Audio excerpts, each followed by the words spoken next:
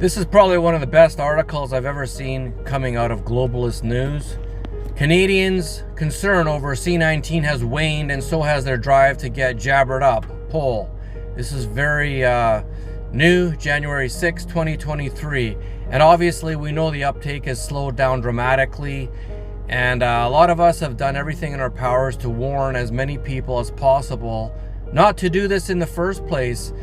But once it started rolling out, and once you started seeing people caving in left and right, you kind of understood, I understood that basically this had to happen in order for people to wake up. We had to go through these so many years of ridiculous nonsense, over-the-top propaganda, pain, suffering, lies, and so forth for a large majority of the population. Cynical people, people who trust the systems that are in place, medical, government, and all these other things, media.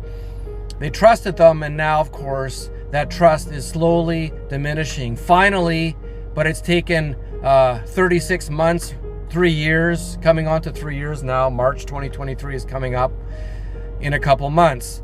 And although, yeah, it's a great thing, unfortunately, a lot of the people not getting jabbered up is due to them realizing that they're still getting C-19. They're still getting sick. They're starting to see that their friends and family and they themselves are actually having issues with this clown juice. And it's unfortunate. And a lot of us have put so many hundreds, thousands of hours into this, trying to warn people, doing videos, showing up at rallies and so forth. But we couldn't do it. It wasn't in the cards, and this is just the way it had to go down.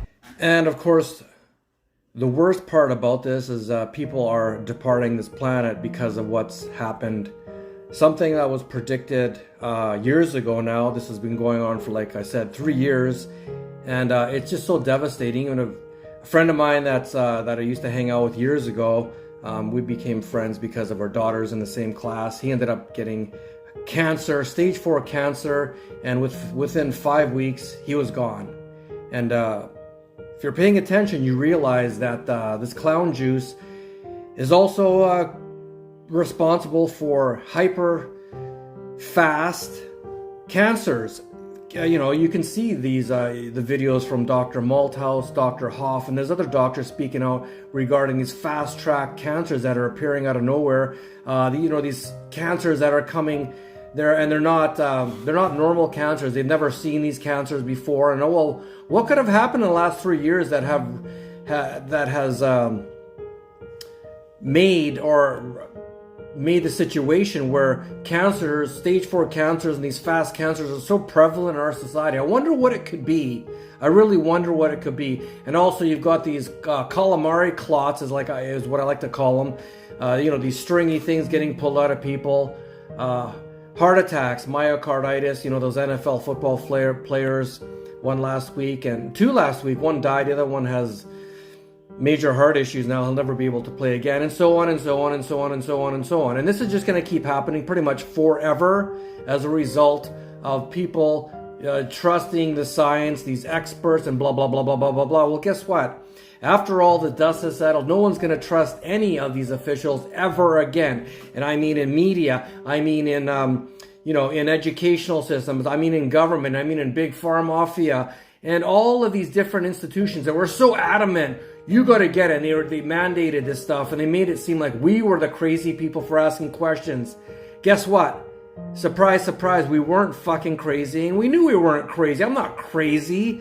Why am I crazy for asking questions from known criminals? Pfizer, right? The biggest fine ever paid in American history. What is it? $2.9 billion.